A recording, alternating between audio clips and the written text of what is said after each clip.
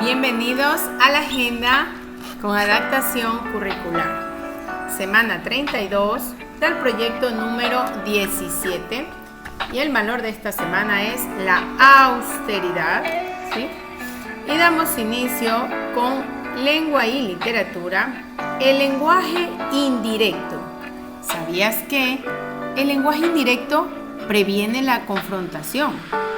La ironía, las bromas, el doble sentido son formas de lenguaje indirecto en la comunicación. El lenguaje indirecto viene a ser esos significados implícitos de algún texto, sea oral o escrito. Vamos a observar la siguiente ilustración. Carmen, el vecino de la montaña ha perdido su vaca. ¿No la has visto? No, pero ven, la sopa te espera. Tengo mucha pena, no va a poder dormir esta noche. No me importa, apúrate, tu sopa va a estar fría. Te he preparado tu comida preferida. Y vemos la cara de ella pues así con enojo, ¿no? Es decir, la intención de ella, ¿sí? Es de que él se quede a comer la sopa, ¿no? Que le ha preparado. Que le ha preparado con mucho cariño, ¿no? Aquí está, perdón, que esto se altera. Ahora vamos a leer este mensaje que le dejó un papá a su hija y vamos a contestar las preguntas. Dice: Juan, por favor limpia tu cuarto y no llegues tarde. Un beso, papá. ¿Quién escribe este mensaje? Si dice un beso, papá, quiere decir al final quién en la carta, lo que habíamos aprendido en la carta, ¿qué era? Era el remitente, se escribe, ¿no? El que escribe la carta. Entonces aquí es el papá. Y quien lee este mensaje, deducimos que es el hijo, ¿no? Porque dice, por favor, limpia tu cuarto y no llegues tarde. Señale la acción que expresa este mensaje y argumente su decisión. Tenemos tres opciones: halagar, felicitar, ordenar.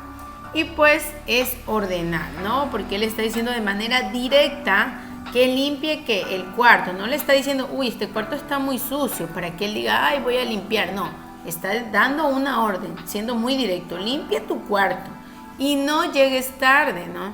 Entonces vemos que es ordenar. No le está ni felicitando ni halagando, ¿ya? ¿Y por qué nos damos cuenta que es una orden? Porque le está pidiendo de forma directa que limpie su cuarto y que no llegue tarde, ¿sí? Ahora continuamos con ciencias naturales, actividad número 2 del día lunes, las hojas. Un dato curioso que ustedes tal vez no sabían es que las hojas de moringa, que es una planta del norte de la India y que ya la tenemos en Ecuador, ¿sí?, contienen todos los aminoácidos esenciales. Más hierro que las espinacas, más calcio que la leche, más vitamina A que las zanahorias y sus semillas ayudan a purificar el agua. Vamos a reflexionar, ¿qué importancia tienen las hojas de las plantas para purificar el aire? Bueno, son importantes porque las hojas a través de unos pequeños poros llamados estomas absorben el dióxido de carbono y expulsan el oxígeno. Ahora vamos a observar la página 29 y 30 del texto integrado. Y aquí estamos en la página 29, ¿sí? Las hojas. La mayoría de plantas lleva a cabo la fotosíntesis, la respiración y la transpiración en las hojas. Y aquí tenemos una hojita de una planta, ¿no? Estas nacen de las yemas que hay en el tallo y en ellas distinguimos varias partes. ¿Cuáles son las yemas? Déjenme ver. Ya, aquí está, miren. Este es el tallo y estas son las yemas. ¿Sí ven?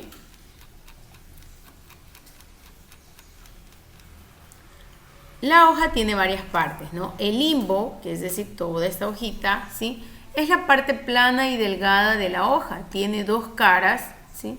La que está arriba se llama haz y la de abajo se llama embés. En el embés se encuentra la mayor cantidad de estomas. ¿Qué eran los estomas? Eran esos poritos por donde, ¿sí?, transpira y respira la hoja, ¿no? Y aquí tenemos que la respiración Las plantas absorben oxígeno y desprenden dióxido de carbono cuando respiran. Absorben oxígeno y desprenden dióxido de carbono. Y cuando transpiran, desprenden vapor de agua hacia la atmósfera, ¿sí? Ahora tenemos el peciolo, que es esta partecita de aquí. Es la parte que une la hoja al tronco o a las ramas.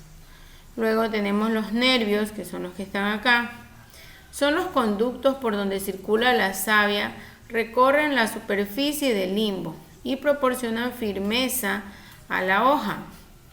Existen muchos tipos de hojas que se diferencian por la forma del limbo y del borde, ¿sí? Principalmente, y aquí tenemos por la forma del limbo, que era el limbo, era la forma de la hoja, ¿no? Y por la forma solo del borde, solo los bordecitos, o sea, no tiene que ver tampoco con lo de adentro, ¿sí? En cambio, el limbo tiene que ver hasta la parte de adentro. Entonces, si es así, es acicular. Si es así, es lanceolada. Si es así, ovalada. Y si es así, cordiforme. Luego tenemos por el borde, tenemos que puede ser entera, dentada, miren cómo los bordes parecen unos dientecitos. Cerrada, parece una sierra, ¿sí ven? Y luego tenemos lobulada, miren que son como, no sé, como pintura regada, así más o menos, ¿no? Las plantas se clasifican en plantas de hoja perenne y plantas de hoja caduca. Aquellas que son de hoja perenne sustituyen las hojas viejas por otras nuevas de forma continuada. Esto sucede con los pinos y las encinas, mientras que las plantas de hoja caduca pierden todas sus hojas en las épocas más desfavorables en otoño y en invierno, y las renuevan cuando vuelve la época favorable, en primavera. Algunos ejemplos son el chopo y el manzano. Luego tenemos en la página 30 clasificación de las plantas con flor.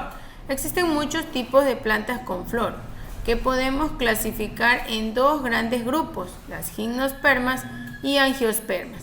Las gimnospermas son espermatófitos, es decir, un grupo de plantas, ¿sí?, que no forman frutos, es decir, que tienen las semillas desnudas, como podemos apreciar aquí.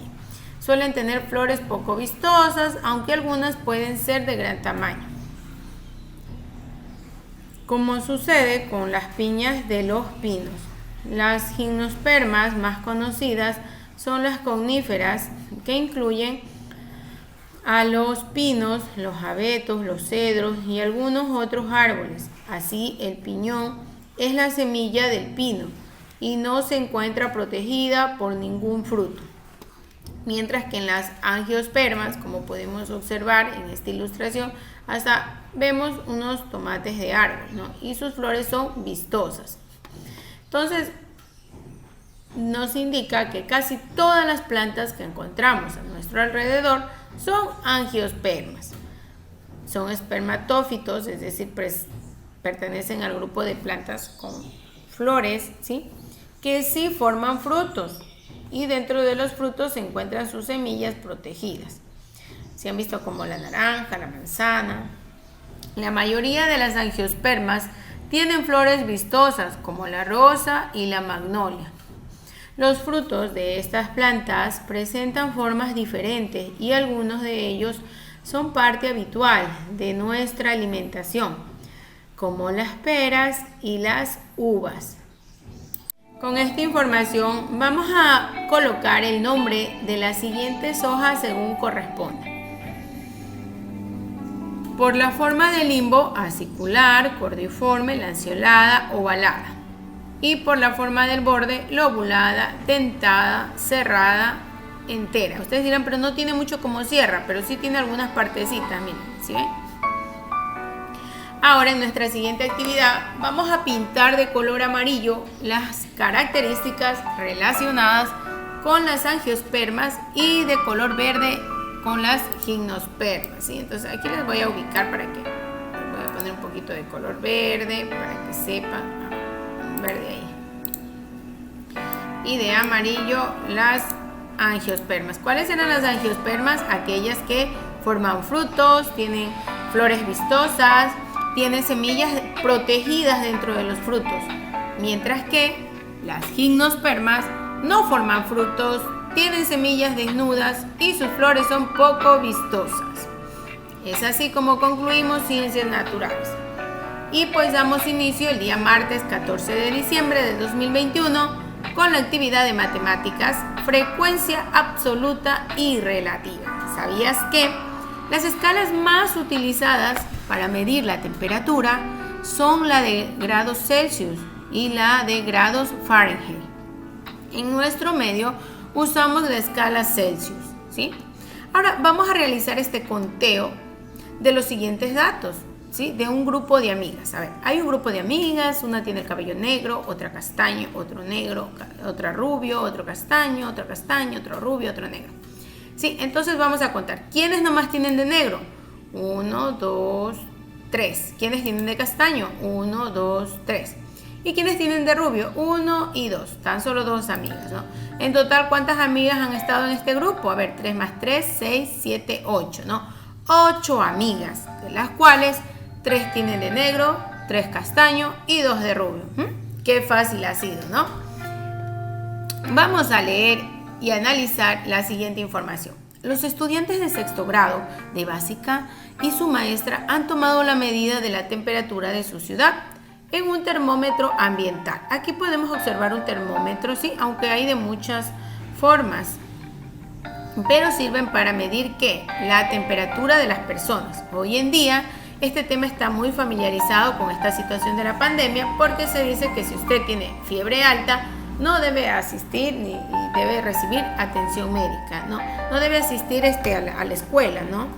Ni de ningún lugar, y si no, lo que debe hacer es primero atenderse en un centro de salud, ¿sí? Para que puedan corroborar o descartar si tiene alguna anomalía, alguna enfermedad, ¿sí? Porque la temperatura no puede estar muy elevada en los seres humanos. Entonces se obtuvieron los siguientes valores con ese termómetro. Midieron todos los días laborables de un mes. Laborables son de lunes a viernes. Y estos son los datos que obtuvieron. Por ejemplo, lunes 23, martes 25 grados de temperatura, miércoles 25 grados, jueves 24 grados y así, ¿no? ¿Cómo podemos organizar esa información? La mejor forma de organizar la información es en una tabla de frecuencias. Y tenemos esta que está aquí, ¿sí? Tenemos el dato. ¿Cuál es el dato? Son la temperatura, ¿no? Algunos tenían 15, otros 18, otros 19, 20, 21, ¿no? Algunos días. Y esta FI, que es nueva para ustedes, ¿qué es? Frecuencia absoluta, FI, es el número de veces que se repite un dato. Vamos a ver. 15 grados de temperatura tuvieron ¿cuántos días? Vamos a ver, aquí no hay. Aquí hay 1 y 2. Y aquí, exacto, han tenido solo 2 días laborables del mes. Ha medido 15 grados de temperatura la ciudad. Vamos a ver 18 grados. Solo hay un dato. Quiere decir que solo un día del mes la ciudad estuvo a 18 grados de temperatura. 20 grados. ¿Cuántos días ha medido? 4 días, ¿no? Eso es la frecuencia absoluta. Ahora, ¿qué es la frecuencia relativa? Que se representa con la H y la I. Se obtiene al dividir la frecuencia absoluta, es decir, esta que está aquí, para el número de datos. ¿Cuántos días se estuvieron midiendo? 20, ¿no es cierto? Entonces voy a dividir 2. Aquí tengo 2 dividido para el total de datos, 20 datos, me da 0,10. Esa es la frecuencia relativa, ¿sí? Y ahora que hemos comprendido muy bien ese tema, vamos a relacionar cada frecuencia con su respectiva definición. Frecuencia relativa se la obtiene al dividir frecuencia absoluta para el número total de datos, mientras que la frecuencia absoluta corresponde al número de veces de un dato investigado. Y ahora vamos a observar los datos de los 10 terremotos más grandes con mayor tasa de víctimas mortales en el mundo, ¿sí? Y entonces tenemos Obviamente yo sé que ustedes me dirán, bueno, también tenemos en Ecuador el de Manabí, ¿no?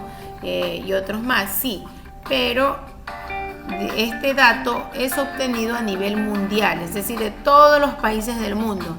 En todos los países del mundo hubieron 10 terremotos que tuvieron la mayor tasa de víctimas mortales ¿sí? a nivel mundial. ¿sí? Esos terremotos fueron los que tuvieron gran cantidad, donde murió muchísima gente. ¿sí? Y entonces, ¿para qué nos servirá este estudio? A ver, ¿por qué será importante?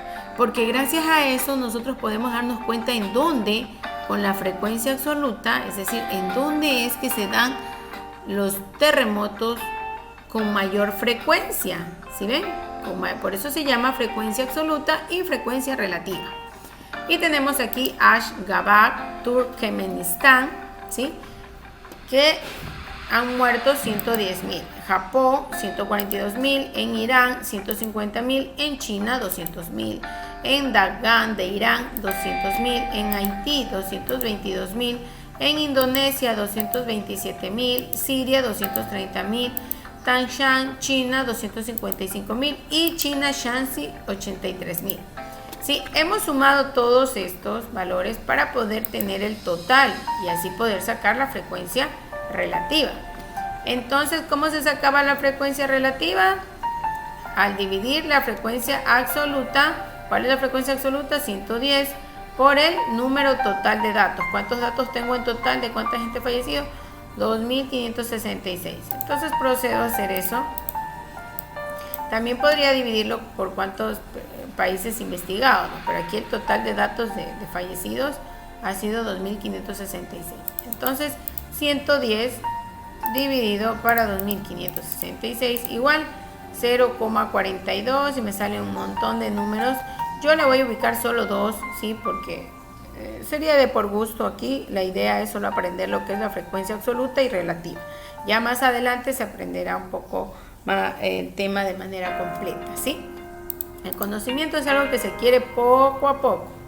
Luego tenemos 142.000 muertos hubieron en Japón. Dividido para el total 2.566 me sale 0,05, ¿sí? Y así se obtiene pues el valor de la frecuencia relativa, ¿sí? Si ustedes se pueden dar cuenta, en donde ha habido mayor porcentaje de muerte, pues, o que ha sido en Haití. Déjenme ver aquí si he sacado bien. 830.000 dividido para... sí, 32.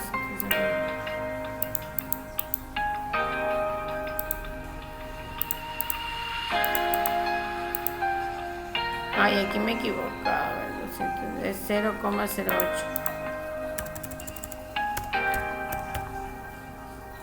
Ya.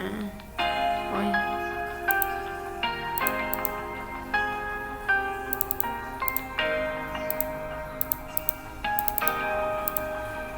Ya, y ahí vamos viendo los datos, ¿sí?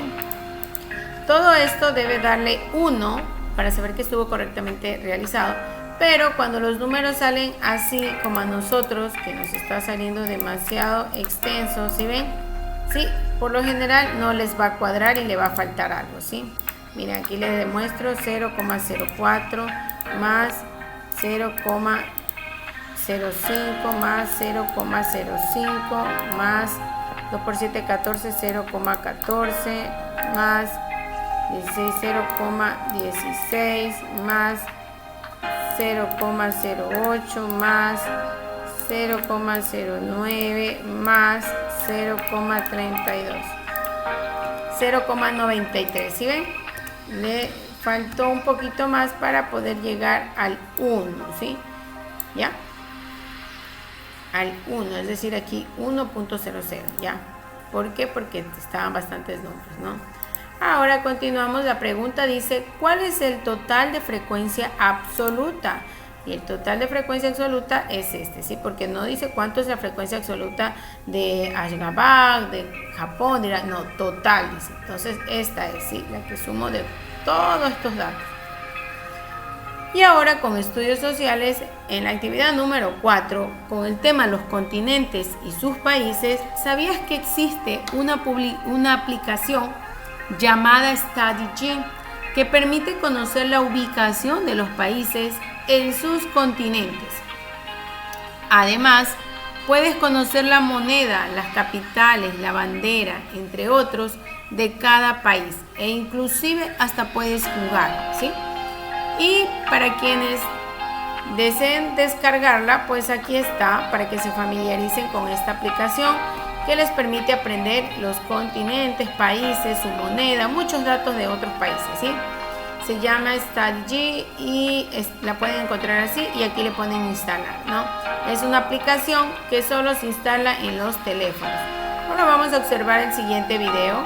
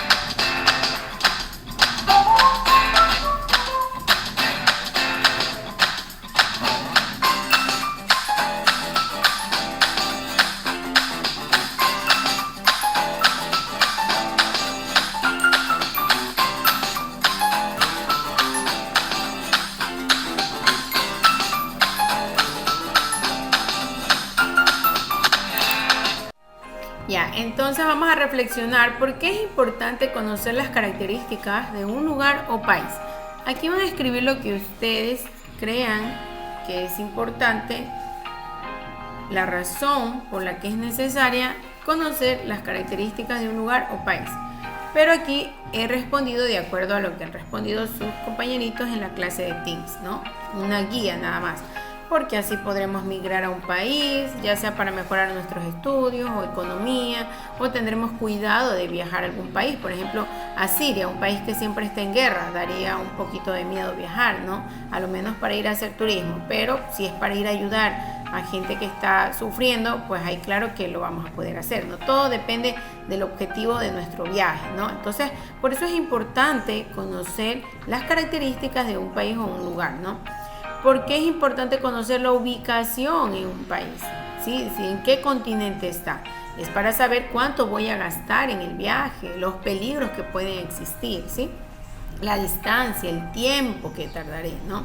Y ahora vamos a continuar nuestro aprendizaje con este video de Edpuzzle, en donde vamos a responder para poder continuar el video. Y aquí podemos observar los continentes, ¿no? Aquí está América del Norte, aquí está América del Sur, ¿sí? Aquí está África, aquí está Europa, acá está Asia, aquí está Australia, ¿no? Y aquí están los océanos, es decir, el mar, ¿sí? Y nosotros vivimos aquí en América del Sur, está nuestro país, Ecuador, ¿no? Vamos a observar. Un continente es una masa gigante de tierra separada de otra por una gran masa de agua. La mayor parte de los seres humanos, animales y plantas terrestres viven en tierra continental y nuestro planeta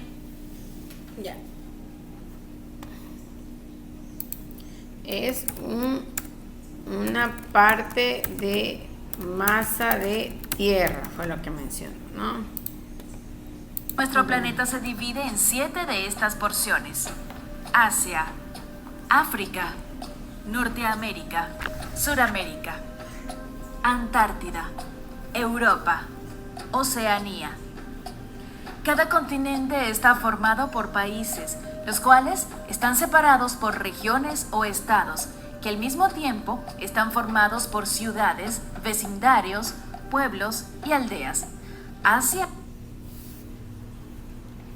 está conformado en 7, indicó, ¿no? Asia es el continente más grande y con más habitantes de los 7, mientras que Australia es el más pequeño en superficie y Antártida el menos poblado de todos. Asia.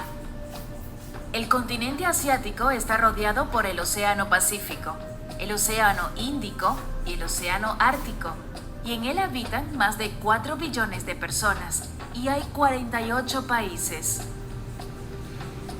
Es un continente muy diverso, pues en él se hablan cientos de idiomas diferentes, hay muchas religiones y culturas distintas, y puesto que tienen gran diversidad de ecosistemas, la fauna y la flora del continente es muy variada. En el continente asiático están países como India, Vietnam, China, Japón, Indonesia, Taiwán, Singapur, Corea del Norte y Corea del Sur, Pakistán, Nepal y muchos más. Algunos de los sitios más importantes en este continente incluyen la cordillera del Himalaya, que es la más alta de nuestro planeta y está compartida entre los países de China, India, Nepal y Bután. La Gran Muralla China, un importante e impactante lugar histórico de China. El Taj Mahal en India, que es una de las 7 maravillas del mundo. La isla de Bali en Indonesia, que es una isla paradisiaca, conocida por sus montañas, playas y arrecifes de coral. En el continente asiático también hay animales muy llamativos, como el oso panda, el tigre asiático, el elefante asiático, el rinoceronte de Java, los orangutanes y muchos más. África, por otra parte, es el segundo continente más grande y poblado de nuestro planeta. Tiene 54 países y así como Asia, es un país muy diverso en términos culturales, geográficos y de biodiversidad. Está rodeado por 2 océanos y 2 mares, el Océano Atlántico y el Océano Índico, y el Mar Mediterráneo y el Mar Rojo. Uno de los países más grandes de África se llama Algeria, ubicado en África del Norte. Algeria tiene una parte de su territorio de frente al mar Mediterráneo y otra dentro del desierto del Sahara, uno de los desiertos más grandes del mundo. En África, además, está el Nilo, que es el río más largo del mundo, las cataratas de Victoria, entre los países de Zambia y Zimbabue, la isla Mauricio, en el Océano Índico, las pirámides de Giza, en Egipto. ¿Ya? ¿Cuál es el continente en que se encuentra el río más largo del mundo? Pues lo mencionaron, en África, puesto que es el Nilo, ¿no? En Egipto. Las playas de Zanzíbar, en el archipiélago de Tanzania. El monte Kilimanjaro, también en Tanzania. El continente africano es el hogar de muchos animales impresionantes, como elefantes, jirafas, leones, camaleones, avestruces, cebras, rinocerontes, leopardos, guepardos, hipopótamos, ñus, antílopes, monos babuinos, gorilas y mucho más. Norteamérica. Norteamérica es el tercer continente más grande del mundo. Está compuesto por 23 países y lo rodean el Océano Ártico, el Océano Pacífico y el Océano Atlántico. En él habitan más de 600 millones de personas y tiene gran cantidad de islas en el Mar Caribe. México, Canadá y Estados Unidos son los países más importantes de Norteamérica, siendo México el más poblado y Estados Unidos el más rico de todo el territorio. A este continente también pertenecen Haití, Cuba, Jamaica, República Dominicana, Nicaragua, El Salvador, Panamá y más. Este continente no es tan diverso en términos de lenguas como Asia o África, pero sí es un continente culturalmente diverso y con diferentes atractivos geográficos importantes, entre ellos las cataratas de Niágara, en Niágara, Canadá, las cuales son impresionantes caídas de agua en medio de dos ciudades, en uno de los límites fronterizos de Canadá y Estados Unidos. Las montañas rocosas, también entre Canadá y Estados Unidos.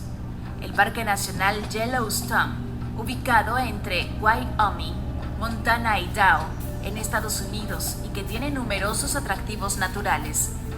El puente Golden Gate, un impresionante puente colgante que conecta la bahía de San Francisco con el Océano Pacífico, ubicada en California, Estados Unidos.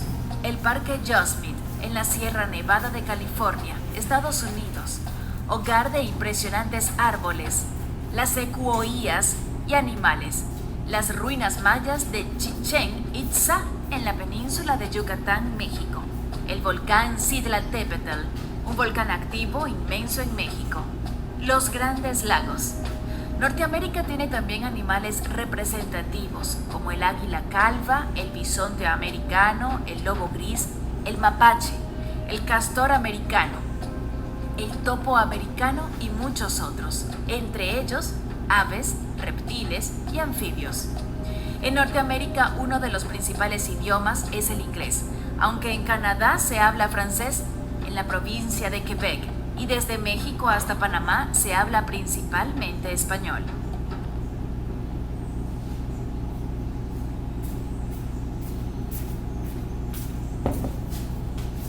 ¿Ya? ¿Cuál es el continente más grande del mundo? Entonces ahí nos indica que es Norteamérica.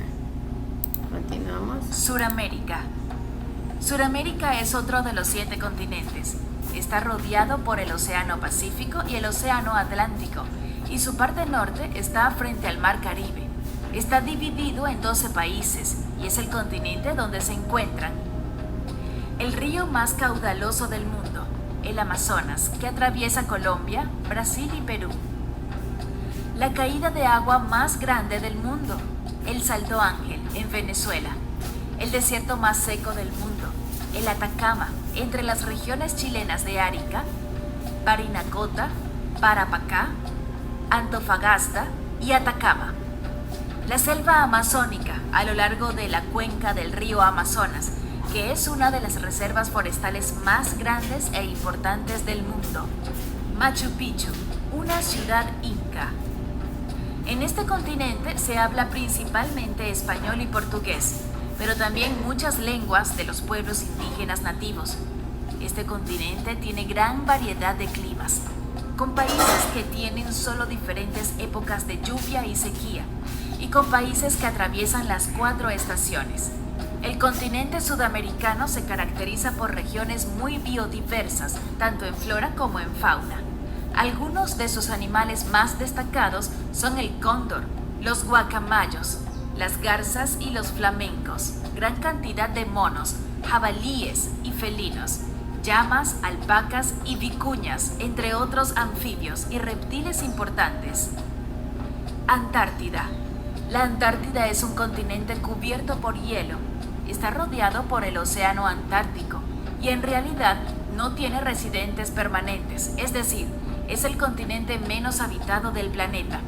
Allí solo habitan investigadores de diferentes países en estaciones experimentales.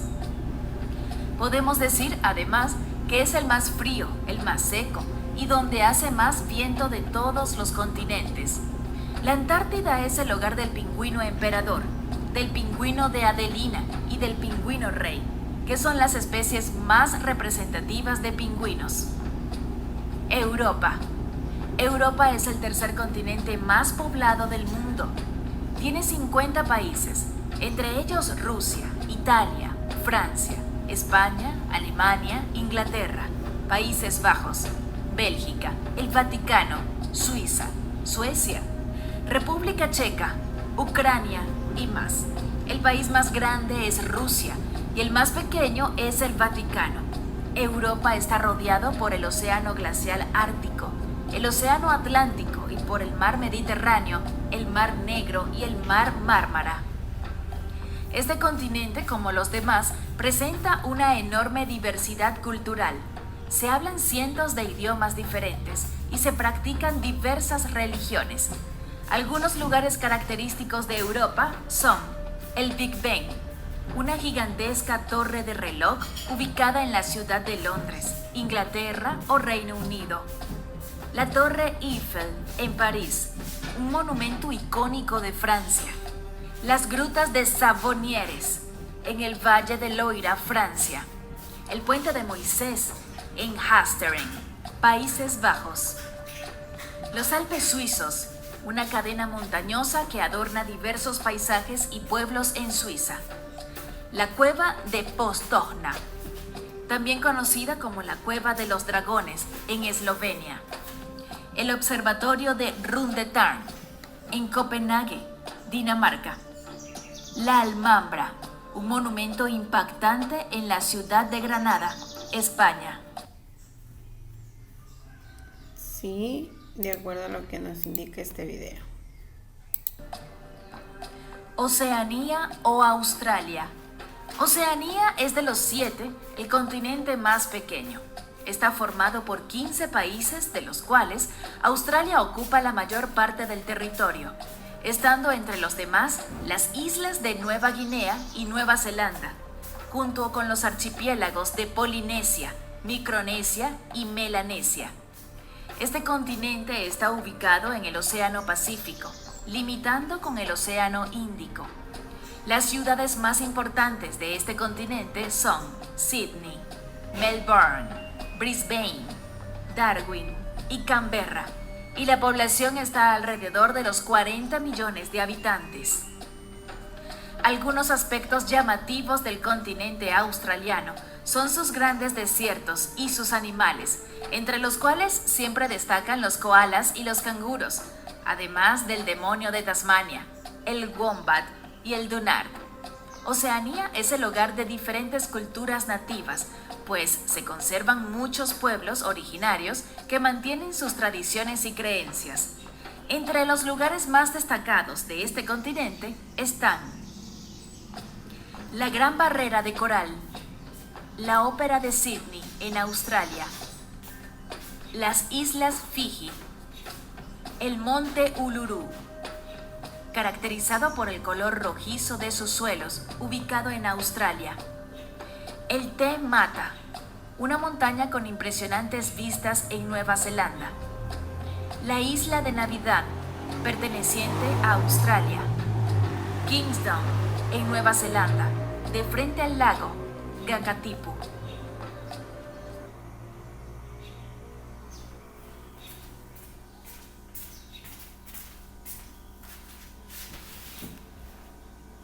Bueno, y aquí pues ya pueden escribir ustedes cuál de ellos les gustaría vivir, ¿no? Y ahora que hemos observado ese video, vamos a completar el recuadro lo que falta, ¿no? Esto lo vamos a hacer pues utilizando la aplicación para quienes lo deseen hacer, ¿sí? Que les había mencionado al inicio, que se llama Study J. Aquí hay un link donde ustedes pueden ver cómo instalarla. Y aquí está este link, los continentes y sus países, ¿sí? Les da la bienvenida y les explica cómo instalar la aplicación StudyG, que es una aplicación educativa para que el niño aprenda los continentes jugando con su dispositivo, ¿no? Puede capturar esto de aquí, esta imagen. ¿Cómo lo va a hacer? Desde Google Lens de su teléfono, que se encuentra aquí, como que va a capturar una imagen. Pone en la lupita, tiene sostenido, regresa aquí como que fuera a tomar una foto y le toma una fotito a este recuadro, así que entre toda la cámara. Y automáticamente lo envía a Play Store de la aplicación que es ahí, y usted le pone instalar. Instala esa aplicación, luego le pone abrir y luego le pone la edad del estudiante, pone mapa del mundo y le va a salir una imagen como esta. Si usted quiere los nombres o las banderas, pues va a elegir nombres porque es lo que queremos saber. Recibir recompensa, aquí hay para jugar también. El estudiante, es una forma nueva, ¿no?, de aprender, donde los estudiantes ya no se aburren, sino que jugando aprenden, ¿sí? Y en este caso pues los nombres de países, continentes, capitales, sus banderas, sus monedas, ¿sí? Y en este caso nosotros pues la vamos a utilizar para es gratuita, por cierto, el nivel fácil. Si desea el nivel medio y difícil, ya tiene un costo, pero creo que con el fácil, que a mí no se me hizo tan fácil, sí, yo creo que está muy bien como para empezar, ¿no? Hicimos uso de esta aplicación porque es un tipo de aprendizaje que se llama M-Learning, ¿sí?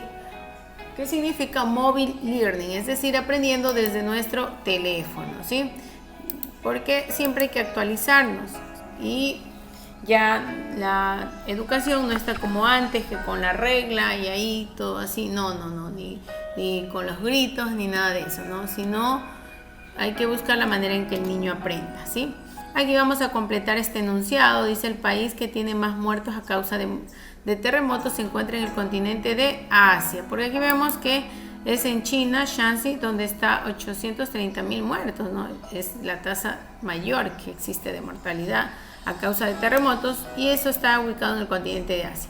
Y también el de menor mortalidad, vemos que está acá, que es 110.000 en Turkmenistán, y también se encuentra en Asia, ¿sí? En conclusión, el terremoto es un desastre natural que ocasiona la muerte de millones de personas en el mundo. Sí, y ahora vamos a ver un pequeño video para que sepan cómo obtuvimos estos datos a través de esa aplicación. La opción Mapa del Mundo, ¿sí? Yo lo estoy haciendo desde mi celular, puesto que esta aplicación es una forma de aprendizaje que se llama Mobile Learning, que significa que el estudiante aprende desde su teléfono, ¿ya?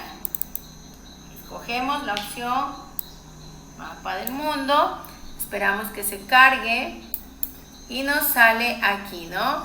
El mapa del mundo. Ustedes pueden aquí pues mirar cómo están los continentes. Tenemos aquí el continente americano, ¿sí? América del Norte, América del Sur, Caribe, África, Asia, Europa, bueno, la Antártida. Pero ahora nuestra actividad consiste en lo siguiente: ¿en qué? En buscar estos lugares, en qué continente se encuentran. Y tenemos Ashgabat de Turkmenistán, ¿sí? Vamos a encontrarlo donde está. Entonces, puede usted hacerlo así. Puede ir dando, presionando con su dedo, ¿sí? Porque recordemos que los teléfonos son táctiles, ¿no? Entonces usted presiona con su dedo y le van saliendo los nombres, ¿no? Pero por un caso, mira, aquí está Pakistán, Irán, Arabia Saudita. Entonces ustedes van viendo dónde se encuentran cada lugar, ¿no? Miren, acá estamos nosotros, perdón, ese es Ecuador, ¿sí? ¿Sí ven? Abajo está, perdón, aquí abajito está Perú, acá al lado está Brasil, Arriba está Colombia, ¿sí? ¿Ya? Entonces, pero ahora, bueno, no nos olvidemos de nuestro objetivo, que era buscar Turkmenistán, ¿no? Entonces vamos a ver, aquí está, miren, Turkmenistán, ¿no? Se ha encontrado en este lugar. Ahora, si a ustedes se les dificulta mucho para conseguir eso, también pueden hacer lo siguiente, presionar aquí al ladito hay una T, sino que, déjenme ver, está en esta partecita de aquí, sino que lamentablemente aquí está esta imagen y no se la puede quitar, fíjate, oh no, a ver, déjenme quitar esto, no, listo, aquí entonces ustedes simplemente pueden presionar en esta letra que se encuentra ubicada, ¿sí?, en la esquinita, que es la T, aplastan la T y se pueden dar cuenta que aparecen los nombres de todos los países. Miren, Francia, España, Argelia, Libia, Egipto, Sudán, Afganistán, Irán, Irak, Arabia Saudita, Siria, Turquía, Yemen, Omán, pues muchísimas, ¿no? La India, acá está República Popular de China, Mongolia, Japón, ¿sí? Entonces ahí nos podemos, por si acaso ustedes no quieren estar buscando, le presionan la T y así ya saben dónde se encuentra cada una de las ciudades en donde han ocurrido los terremotos con mayor tasa de mortalidad en el mundo, ¿sí? Es importante saber, ¿no? Porque quiere decir que en esos lugares pues hay frecuencias de que suelen haber terremotos, ¿no? Ahora, ¿qué más nos pide a nosotros nos pide el continente al que pertenece, ¿no? Y la moneda y el idioma. Entonces vamos a ver aquí, teníamos en Turkmenistán, ¿cierto? Entonces le damos clic ahí y nos vamos en esta flechita, le damos clic en la parte de aquí arriba, ¿sí ven? Ahí, y buscamos. Y aquí nos va a salir el idioma, ¿sí? En ese país, ¿qué idioma se habla? Pues ahí está el turcomano, el ruso y el uzbeco, dice, ¿no? La capital, la superficie, la forma de gobierno y la moneda. Entonces, eso es lo que vamos a hacer ahora, es escribir y vamos a ir llenando estos datos que nos piden, ¿sí?, en nuestra tabla que está aquí, ¿ya? Y como hemos podido observar, se encuentra en el continente de Asia. Ahora vamos con Kanto, Japón, ¿dónde se encuentra? Y nos podemos dar cuenta que se encuentra aquí Japón, ¿sí ven? Ya, ahí está, la capital de Japón es Tokio, ¿no? Entonces vamos a conocer más de Japón. ¿Cuál es su moneda? Es el yen, ¿sí? Y lo vamos a escribir. Y como vemos también se encuentra en el continente de Asia, su moneda es yen y el idioma es japonés. Y aquí lo vemos, ¿no? Idioma japonés, vemos aquí la moneda, también tenemos la forma de gobierno, la superficie, su capital y mucha información más, ¿no? De su población, la tasa de desempleo y cosas más importantes pues que también se necesitan saber de un país o de un lugar. Sabemos que pertenece al continente de Asia porque ya vimos dónde están los continentes, ¿no? Dónde están ubicados. Entonces vemos que Japón se encuentra en esta parte de aquí. Lo vamos haciendo un poquito angosto y vamos viendo ya el mapa del mundo, ¿no? Entonces vemos aquí América del Norte, América del Sur, América Central, África, Europa, ¿sí? Y Asia, ¿no? Que está ahí. Ya, está en la partecita de ahí, donde vemos esta titilante, que es Japón, ¿sí? Ahora continuamos con el siguiente lugar. En el recuadro tenemos que en Irán han muerto a causa del terremoto 150.000 personas. Vamos a ver dónde se encuentra Irán. Y aquí lo podemos apreciar, ¿sí? Aquí está Irán, ¿sí? Ahora vamos a dar clic para conocer su moneda. Primero, ¿en qué continente está? Y vemos que está en el continente de Asia también, ¿sí? Ahora vamos a ver cuál es su moneda y su idioma. Y su moneda es rial iraní, ¿ya? Miren, es importante porque pueden ustedes irse allá con dólares y habrá lugares donde no se los cojan, ¿no? a partir de cierta cantidad. En Perú también pasa un poco así, ¿no? Cuando vamos, porque ahí son los soles, por ejemplo. Entonces la gente que va a comprar cosas, pues por lo general cambia la moneda de cada país, ¿no? Y el idioma tenemos que es el persa, el que mayormente se habla, y el azerí. Bueno, ya vieron de cómo esta aplicación funciona, de dónde hemos obtenido los datos para llenar nuestro cuadro, que es el que está aquí, sí, para que ustedes también lo puedan realizar en casa. Continuamos con la actividad del día miércoles 15 de diciembre del 2021, Educación Cultural y Artística, actividad número 5 de la semana 32. Tema: los mandalas. Bueno, aquí se nos ha comido una N.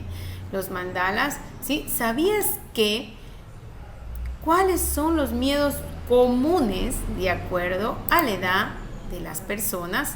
Y vamos a conocerlo mediante el siguiente TikTok. Y aquí nos damos cuenta que a los 3 años los niños tienen miedo a separarse de su mamá y a los desconocidos, ¿no? Luego vemos que de 4 a 6 años tienen miedo a lo que no es real, a los fantasmas, los monstruos, las pesadillas, los sueños, la oscuridad, los ruidos fuertes. De 7 a 10 años tienen miedo a los peligros de la vida real, a las personas malas, a los desastres naturales. ¿Cuáles son los desastres naturales? Los terremotos, los tsunamis, los temblores, muchísimos más que hay. Y tenemos aquí los miedos sociales a partir de los 11 años, que son ¿cuáles? Al aspecto físico, de tal vez que no le guste a la chica o no le guste al chico, que tal vez no le guste su color de cabello, su altura, su cara, muchas cosas, ¿no? O la fisiología de su cuerpo. Encajar en ciertos grupos. Muchas veces los estudiantes, por encajar en cierto grupo, hacen cosas que no son correctas, como a veces se inclinan pues a los malos pasos, como es el tabaquismo, el alcoholismo, la drogadicción. ¿Por qué? Por encajar en cierto grupo, ¿no? Y sabemos que si algo es malo, no importa si encajamos o no en tal grupo. Sabemos que tenemos que hacer lo correcto porque debemos buscar el bienestar de nuestro propio ser, ¿sí? Otro miedo que tienen a partir de los 11 años son los exámenes, cuando van a dar exámenes. ¿Y por qué? Porque tienen miedo a no probar, que sus padres les reclamen o los reprochen, a las calificaciones, o al partido de fútbol cuando no los ponen a jugar o se comen goles, a las exposiciones, a que todos le vean, ¿sí? También les da mucho miedo. Y así concluimos con ese TikTok. Volvemos a nuestra actividad. Y aquí vamos a observar el siguiente video. Acerca de los mandalas.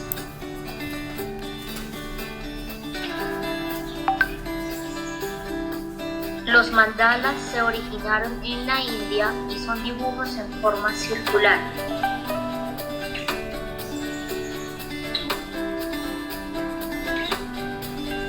Visualmente se trata de un conjunto de figuras geométricas que suelen representar características de diferentes formas. Beneficios de los mandalas.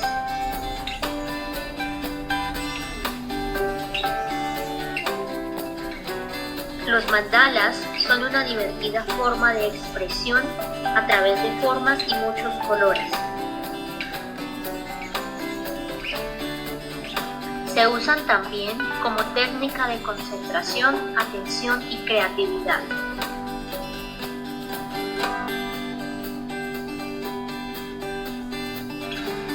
Los mandalas se usan también para aprender valores como el silencio y la paciencia, ya que se deben colorear de manera tranquila y con calma.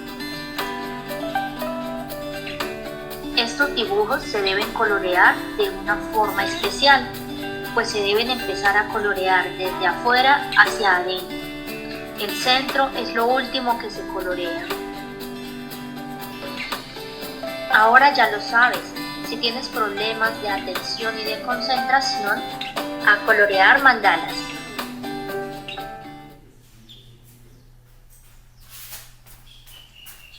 y hemos observado nosotros Y ahora con ese video vamos a completar la siguiente información. ¿Dónde se originaron los mandalas? Escribe el lugar y el continente al que pertenece ese lugar. Tenemos que es en la India. ¿Y en qué continente está? De acuerdo a la aplicación que vimos, o lo podemos buscar, está en el continente de Asia. Luego, ¿dentro de qué figura geométrica se dibuja un mandala? Se dibuja dentro de un círculo. ¿De qué se tratan? De dibujos, de un dibujo con diversas formas y colores. ¿Qué beneficios brindan? La concentración, la atención y creatividad. ¿Qué valores se fortalecen? La paciencia y el silencio. Y vamos a completar ahora sí que aprendí. Perdón, aquí no ha estado esta imagen. Déjenme borrarla de aquí. No, esta no es actividad de ustedes. Listo. Ahora vamos a elegir el mandala y colorear el que más a ustedes les guste, ¿sí?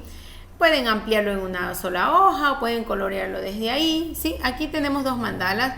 Esta parece una hermosa pececita, ¿sí? Porque está así toda tierna, ¿sí? Y acá está una flor, ¿sí? Usted va a colorear la que usted desee, ¿ya? Luego tenemos la actividad de lengua y literatura. Actividad número 6, intención y situación comunicativa. Vamos a recordar los enunciados que decimos siempre están adaptados a una situación de comunicación determinada. Aquí tenemos esta ilustración donde vemos niños estudiando. Esto es un acto comunicativo, ¿sí? Depende de la intención. Todo acto comunicativo de un mensaje depende de la intención. O sea, ¿cuál es mi propósito de decir algo? ¿Cuál es mi intención?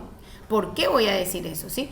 Y la situación en que me encuentro, que es en la escuela, es en una fiesta, es en un discurso que estoy dando, ¿sí? Y en la situación comunicativa, que es nuestro tema del día de hoy, intervienen el emisor, el receptor, el mensaje, el código. ¿Qué es el código? El código es el lenguaje, los símbolos que utilizamos para comunicar un mensaje, ¿sí? Como pudimos apreciar en la tabla anterior de los continentes, que hay muchos idiomas, ¿sí? A nivel mundial, ¿sí? Vamos a ver, aquí les pongo solo para que recordemos un poquito, que están los idiomas turcomano, ruso, japonés, persa, chino, criollo haitiano, francés, indonesio, ¿sí? Vemos que hay muchos. Ahora vamos a reflexionar por qué es importante saber pedir las cosas para cumplir nuestra intención. Yo tengo la intención de tal vez pedir a alguien que me ayude para hacer una actividad, porque deseo coger fondos para algo. ¿Iré a pedir así gritando? No, ¿no es cierto? Entonces, ahí eso tiene que ver mucho. Eso es la intención, ¿no? ¿Sí? Para cumplir nuestra intención debemos saber pedir las cosas, ¿sí? O para lograr conseguir lo que nos proponemos. Es importante conocer la intención que tenemos cuando vamos a hablar, sí, para poder expresarnos adecuadamente, porque si no sabemos la intención, hablamos por hablar, a veces nos metemos en problemas o no logramos conseguir lo que queremos. Es importante conocer la situación del contexto en el que nos vamos a comunicar. ¿Por qué? Sí, porque así tendremos una comunicación asertiva. Recordemos que la comunicación asertiva es aquella que logra su intención y lo hace de manera adecuada, evitando ¿qué cosa? Evitando confrontaciones, como lo vimos en el tema del lenguaje directo e indirecto. Vamos a leer y vamos a escribir una oración de cada definición, ¿sí? ¿Qué es la intención comunicativa? Es lo que pretendemos lograr al comunicar algo, ya sea preguntar, informar, convencer, pedir o contar, ¿sí? Y la oración la he ubicado aquí porque está de azul, pero quiero que ustedes hagan su propia oración, ¿sí? ¿De qué estamos hablando? ¿Cuál es el sujeto? La intención comunicativa. ¿Qué se dice de la intención comunicativa? ¿Qué es el predicado? Es el propósito por el que una persona se comunica. Ahora vamos a conocer la situación comunicativa. Nos dice que es el conjunto de elementos presentes en el momento de la comunicación. En este conjunto de elementos se integran factores propios de la interacción lingüística, factores del lenguaje como también factores externos al lenguaje mismo, por ejemplo, el contexto y la intención comunicativa. La situación comunicativa, porque es de lo que se está hablando aquí, que tengo que hacer la oración, ¿sí? Entonces ubico el sujeto, la situación comunicativa. El predicado, ¿qué es? Es el conjunto de elementos que intervienen en el momento de la comunicación, ¿sí? Y ahora pues damos inicio a el día jueves con el valor de la semana, que es la austeridad, ¿sí? En la austeridad vamos a completar, este es el puente del conocimiento, ¿sí? Las respuestas iniciales, vamos a activar nuestros conocimientos. ¿Qué ideas tiene usted sobre la austeridad? Bueno, que tal vez antes de escribir esto todavía no lo escriban, ¿sí? Sino que ya lo hemos resuelto aquí. Ser astuto, próspero, aumento de algo. Dos preguntas: ¿qué es la austeridad y para qué sirve? ¿Sí? Todavía no podemos pasar el puente porque esto es lo que son las predicciones, las hipótesis de lo que nosotros nos imaginamos que se va a tratar el tema de la austeridad. Recuerden que en la lectura siempre hay prelectura, lectura y poslectura, que es el proceso. Entonces aquí estamos cumpliendo el proceso de prelectura, es decir, anticipándome a imaginarme de qué se tratará la austeridad.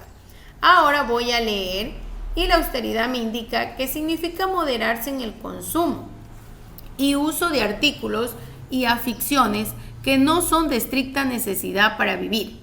La austeridad no tiene nada que ver con la racanería, ni con la suciedad, ni con la dejadez. Uno puede tener pocas cosas, no de mucho valor, pero limpias y en la medida de lo posible en buen estado.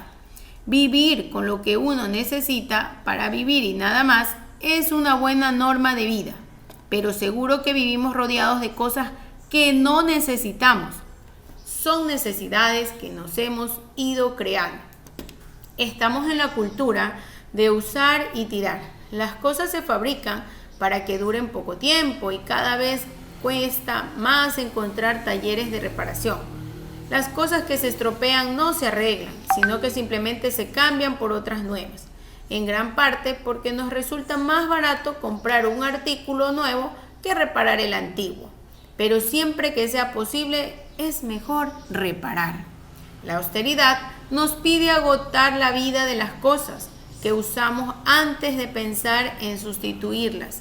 Cambiar el móvil solo porque ha salido un modelo nuevo no tiene sentido. Nos pide también no tener cosas repetidas, si podíamos valernos con una sola palabra. Austeridad no significa comprar al menor precio. Muchas veces lo barato es caro, porque es de mala calidad y se estropea antes. A veces la austeridad nos lleva a escoger lo bueno antes que lo barato. Y ahora les invito a observar el video del DECE.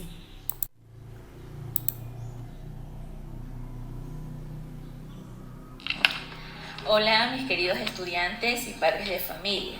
El equipo DECE en esta semana, conformado por la psicóloga Dilma Chavarría y quien les saluda Taina Lapo, les traemos el valor de la austeridad.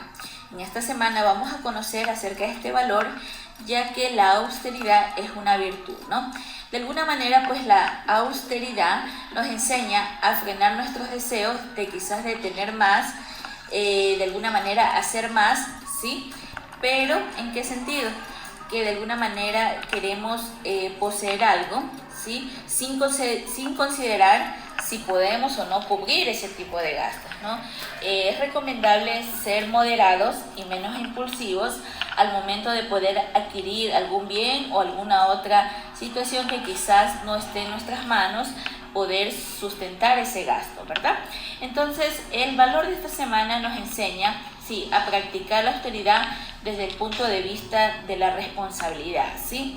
De alguna manera tratar de tener y conseguir a medida que nosotros podamos cubrir esas necesidades o esos gastos económicos especialmente.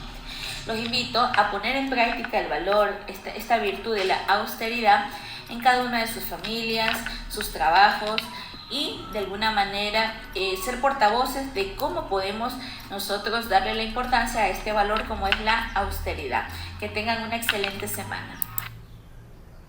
Listo, ya hemos escuchado a nuestra psicóloga Taina Lapo el mensaje de este valor maravilloso. Ahora, vamos a responder las siguientes preguntas. Vamos a completar la columna de la austeridad ahora en respuestas finales, es decir, ahora ya pasamos el puentecito, ahora ya sabemos qué es la austeridad. Entonces, vamos a escribir, bueno, aquí hice 3 ideas, yo he escrito solo una, no me alcanzó más, pero ustedes sí quiero que escriban las 3 ideas, ¿sí? Es una forma de vida que tiene que ver con evitar el consumismo, también es una forma de vida en comprar cosas de calidad o en repararlas. Bueno, vimos muchos ejemplos de austeridad, ¿sí? Ahora, el estudiante va a responder estas preguntas. ¿En su familia existe el valor de la austeridad? Explique con ejemplos. Bueno, esto debe escribir de su familia, pero yo les voy a poner aquí un ejemplo de la mía para que se puedan guiar, ¿sí? Por ejemplo, a mi criterio creo que no existe porque debido a que a veces veo que compran cosas y no las usan. No controlan el agua y como resultado de eso les sale un precio elevado y se van atrasando en los pagos y simplemente ese dinero lo podrían utilizar en cosas de mayor valor, pero lo malgastan prácticamente porque no controlan, desperdician el agua, ¿no? Entonces, para mí, yo considero que en mi familia, y estoy mostrando el ejemplo, no existe la austeridad. ¿Cuida las cosas que le regalan? Pues tampoco. He visto que mi mamá coge, las deja en el patio y eso hasta se pudre ahí, ¿no? Y a veces uno quiere regalarle a alguien que está necesitando, ¿no? Pero tampoco, o sea, ahí vemos pues que no vemos la austeridad, porque si yo no utilizo algo, no lo compro, o si lo compré y me equivoqué, pues lo regalo a alguien que lo pueda utilizar, ¿no? Pero como dicen, donde manda capitán no manda marinero, pues uno ahí no, por más que insista, es medio complicada la cosa, pues, porque las mamás pues son dueñas de sus cosas, ¿no? Desarrollo humano integral, actividad número 7. Vamos a ver sobre la solución de conflictos y el pensamiento crítico. Miren, el pensamiento crítico va de la mano con este valor. ¿Por qué? Porque nos invita a pensar, nos conviene comprar eso, ¿para qué voy a comprar si no me sirve? Lo voy a utilizar, y si compré algo y ya digo, no, tengo que utilizarlo, tiene que gastarse, ¿no? ¿Sabías que no basta con tener conocimientos de asignaturas, sino también tener inteligencia emocional? Es decir, controlar nuestros impulsos, como dijo la psicóloga, muchas veces compramos por impulsos, ¿sí? Emociones, vi esto bonito y compro, ¿no? Y estados, ¿qué nos hacen? Endeudarnos, ¿no? ¿Por qué? Porque no podemos controlar esa emoción, ¿no? ¿Ya? Y así podemos evitar conflictos de la vida cotidiana, pero teniendo ¿qué? La inteligencia emocional. Y vamos a realizar una pequeña actividad que promueve esta inteligencia y es el triángulo S. ¿Cuál es el objetivo? Identificar las distintas maneras en que se puede abordar un conflicto. La siguiente, analizar los roles que se asumen en el grupo. Para ello necesita una caja de fósforos y vamos a seguir los siguientes pasos. Vamos a formar 2 o 3 grupos. Cada grupo tiene 3 integrantes, ¿sí? Puede ser en su familia, con su vecindario. Cada grupo va a tener que resolver este problema con fósforos. Va a ubicar así los fósforos, ¿sí? Y les va a dar la consigna de que solo tienen 5 minutos para, moviendo 2 fósforos, van a tener que formar 5 triángulos. Aquí hay, miren, 1, 2, 3 y 4, ¿ya? Pero hay que formar un triángulo más. Y para formar ese triángulo, solo deben reubicar, es decir, mover, ¿sí? De cualquiera de estos 2 fósforos. Si llega el tiempo y no han logrado hacerlo, se les va a otorgar 3 minutos más para aquellos equipos que no lograron cumplir esa consigna. Si al pasar los minutos ningún equipo logró conseguir la consigna, se les puede dar otra oportunidad, ¿ya? Van a reflexionar respondiendo estas preguntas. Usted escribirá en su portafolio las respuestas de su equipo. ¿Pudieron resolver el problema? ¿Qué dificultades tuvieron? Entonces, yo ubiqué aquí porque ya lo habíamos hecho en mi casa, ¿sí? Sí pudieron resolver el problema, qué dificultades tuvieron, el desorden, todos querían hablar, todos querían participar, cuál fue la estrategia que utilizaron, la memorización, saber cuál ya hicimos, cómo movimos los palitos y según eso para ya no volverlos a mover así, ¿no? Y no perder tiempo, porque recuerden que nos daban 5 minutos, ¿no? Ahora, ¿cómo resolvería los problemas económicos de su familia? Bueno, en nuestro caso, permitiendo la participación de cada uno de los miembros con estrategias, ¿no? Pero en su caso, usted debe escribir lo de su familia, cuando ya hicieron esta actividad, cómo les resultó, ¿sí? ¿Qué valor cree usted que es necesario para evitar el exceso de deudas? Ahí está la austeridad, ¿no? Saber comprar, saber valorar, porque eso no es ser ambicioso, sino ser codicioso, sino saber valorar el dinero. Me refiero a que, bueno, ya tengo tanto dinero, no lo voy a despilfarrar, no voy a comprar algo que realmente voy a utilizar, así evito endeudarme y utilizar el dinero en cosas que realmente son de provecho, ¿sí? Ahora sí, damos inicio a la actividad número 8 de la semana 32, con los deportes extremos, actividad de educación física. ¿Sabías que los deportes extremos generan beneficios como te empujan a superar miedos y explorar tus propios límites? Son una motivación para fijar nuevas metas y lograr superarlas. Quema calorías y tonifica tus músculos. Aprendes a divertirte con el deporte. Te invitan a salir de la rutina.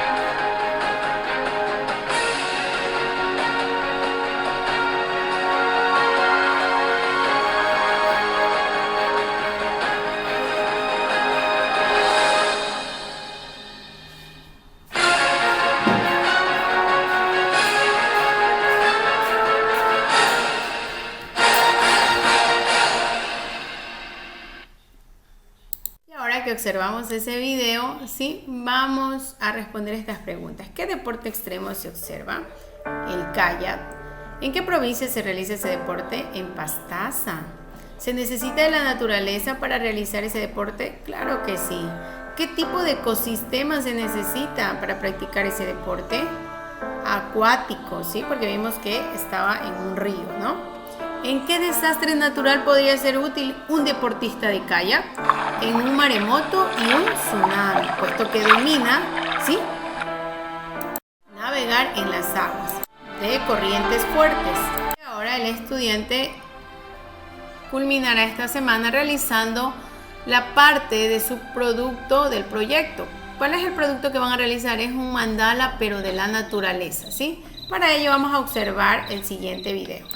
Son Cosas de Chicos, esta vez vamos a hablar del taller de mandala, una propuesta de arte que se desarrolla en algunos talleres de la ciudad de Rosario. Nosotros en esta oportunidad visitamos el taller El Unicornio para conocer un poco más de qué se trata, cuáles son las técnicas que trabaja y cuáles son los beneficios que le trae a los chicos trabajar con pinturas, dibujos y otras técnicas muy variadas. Compartimos con ustedes de qué se trata. Bueno, un mandala es un círculo. En realidad la palabra mandala quiere decir círculo de la vida o círculo de la esencia. Es una palabra sánscrita que viene de la India y que se utiliza, son imágenes redondas que se utilizan para meditar, para relajar la mente. Lo que se ha descubierto a nivel educativo es que a los niños les hace sincronizar los dos hemisferios cerebrales. Los estimula simultáneamente de una manera tranquila que les permite concentrarse y estimular la creatividad. Y sobre todo, tomado como un juego, ¿no es cierto?, como una propuesta de juego, lo que permite es que los chicos no compitan, sino que se integren y colaboren y no discutan, sino que lleguen a un consenso de cómo quieren construir una imagen en común. Entonces es muy interesante para utilizarlo como una herramienta pedagógica para la educación para la paz, que hay un movimiento mundial y que trabaja muchísimo con mandalas para poder integrar. Entonces, todo lo que aporta cualquier miembro del grupo que juega con el mandala es valioso. No hay crítica por parte de los miembros del grupo y solamente hay disfrute, y el resultado final es que es una obra en común. Y eso me parece importantísimo, tanto para la educación para la paz como para construir democracia, ¿no?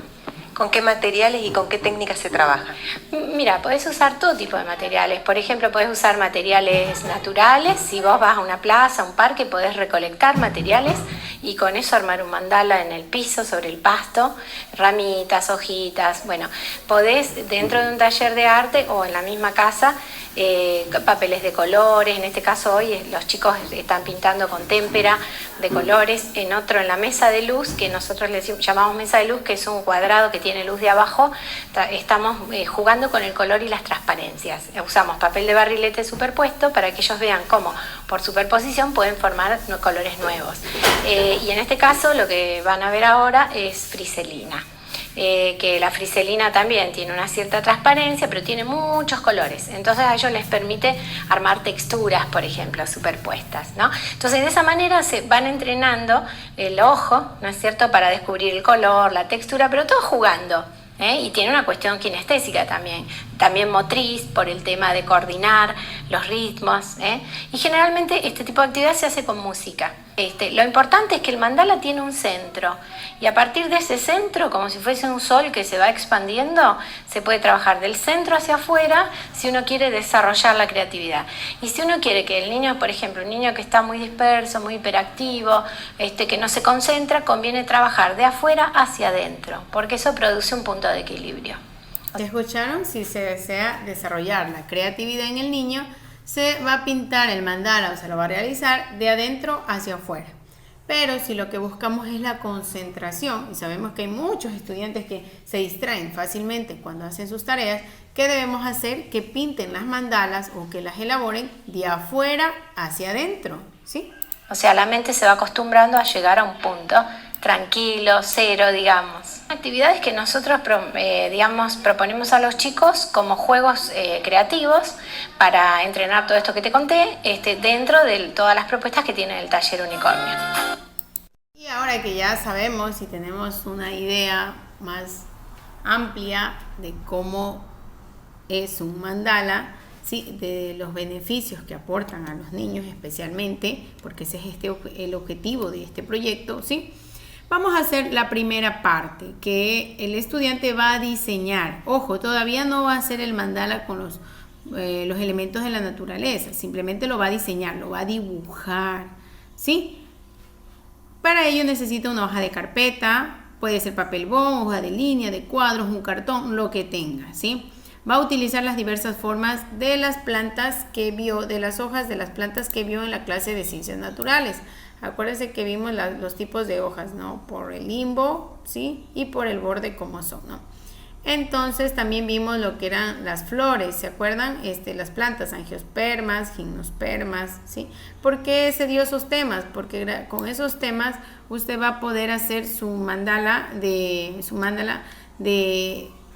la naturaleza, pero todavía no tiene que ir a coger las hojas, no, simplemente las va a dibujar, las va a diseñar, ¿no? Para ello también puede ilustrar, dibujar flores, piedras, tierra, cualquier elemento de la naturaleza que haya llamado su atención, ¿sí? No olvide que debe hacerlo en forma circular. Primero hace un círculo y de ahí va dibujando su mandala. ¿Cómo lo va a hacer? ¿Sí? Porque todo tiene un proceso y antes de realizar algo, primero se diseña, se lo dibuja para saber cómo va a ser, ¿sí? Luego, si desea, lo puede colorear, ¿sí? Ojo, no quiero que me vayan a imprimir mandalas, ¿sí? Ni tampoco los anden recortando, tienen que dibujarlos, ¿ya? Debe ser únicamente dibujado. Y lo que siempre les pido, den rienda suelta a su creatividad, ¿sí? Y así hemos culminado la semana 32 con adaptaciones curriculares. Los quiero mucho y les deseo un excelente fin de semana.